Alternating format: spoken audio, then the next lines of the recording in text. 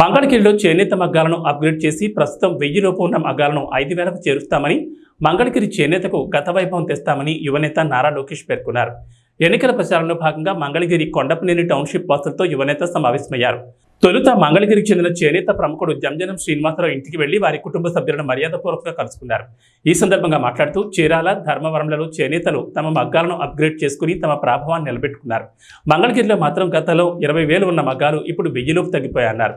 యువతరం ఈ వృత్తిలోకి రాకపోవడమే కాకుండా పవర్ లూమ్స్ నుంచి చేనేతకు గట్టి పోటీ ఉందన్నారు. అలా చేస్తాను నేను అనట్లేదు, కానీ మనలో కూడా చైతన్యం రావాలి. చెత్త నడుచుకుంటే కూర్చోదు కదా, మనం వస్తే కదా వెళ్ళేది అక్కడికి.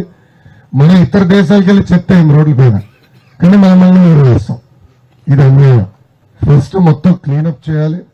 చెత్త వేస్తాం కూడా చెత్త బుట్టలు ఏర్పాటు చేయాల్సిన బాధ్యత మున్సిపాలిటీ పైన, కార్పొరేషన్ పైన.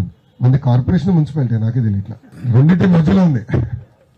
ఆర్కే గారు లాగా పన్నుల కార్పొరేషన్, పన్నుల భారం కార్పొరేషన్, కానీ మౌలిక వసతుల కార్పొరేషన్ దూరంగా ఉన్నాయి. పంచాయతీ కానీ దారుణంగా ఉన్నాయి అందర. సో అటు ఇటు కాదు, మధ్యలో ఇరుకుపోయాం.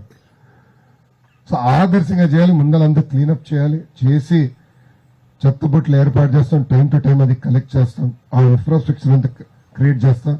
మనందరిలో చైతన్యం రావాలి. కేవలం మన అపార్ట్మెంట్లే కాదు, పట్టణంలో కూడా భూగర్భ డ్రైనేజ్ చేయాలి. ఇప్పటికీ చాలా స్పష్టమైన నిర్ణయం తీసుకుని పిన్ టు పిన్ రోడ్లు కూడా వేయాల్సిన అవసరం ఉంది.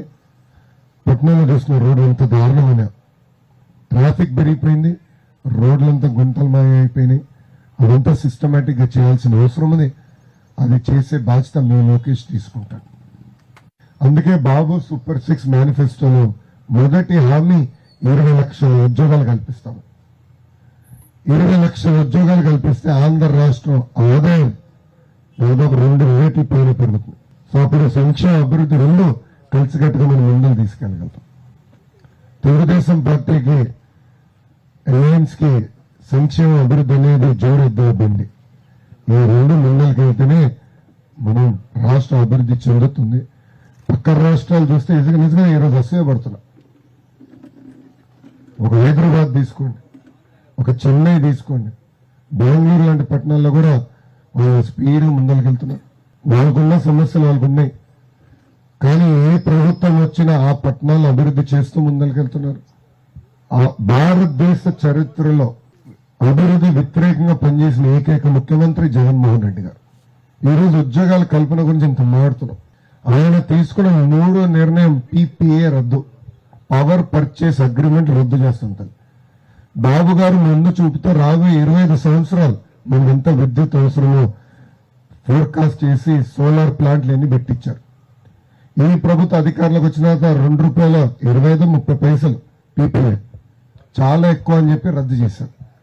ఇదే ప్రభుత్వం మార్కెట్కి వెళ్ళి అదే కరెంటుని ₹10 కొనింటారు. ఆ భారం తీసుకొచ్చి మన రెత్తిమని రుద్దుతున్నారు.